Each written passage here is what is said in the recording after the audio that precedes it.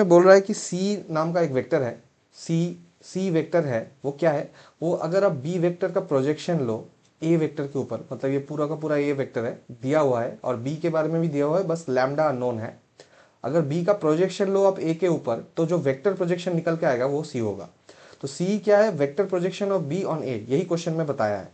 अब vector projection of B on A कैसे निकालते हैं हम लोग, इस फॉर्मूला से निकालते हैं, A dot B by mod A into A by mod A. तो यही फॉर्मूला से हम सी वेक्टर निकालेंगे। कैसे निकालेंगे, बी डॉट ए, मतलब बी के साथ ए का डॉट प्रोडक्ट करेंगे तो आई कैप का कोफिशिएंट मल्टीप्लाई होगा, यहाँ पे आ जाएगा लैम्डा प्लस यहाँ पे जे कैप का कोफिशिएंट है नहीं तो जीरो हो जाएगा।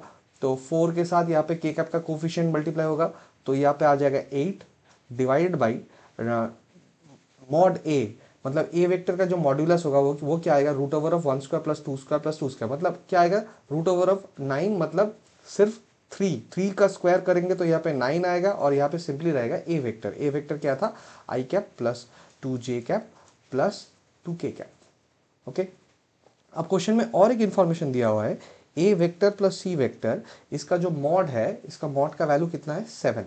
ठीक है ना, हमारे पास ए वेक्टर प्लस सी वेक्टर, ए वेक्टर पता है हमको ये, और सी वेक्टर क्या, सॉरी ए वेक्टर गिवन था ये, और सी वेक्टर क्या है, ये पूरा का पूरा वेक्टर सी वेक्टर है।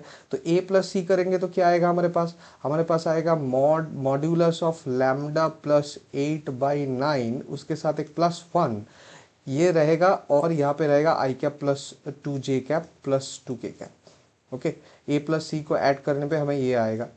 अब यहाँ पे क्या होगा, लैम्डा प्लस 17/9, इसका मॉड्यूलस बाहर रहेगा और इसका मॉड करने पे क्या आएगा, इसका मॉड्यूलस निकालने पे आएगा रूट ओवर ऑफ 9।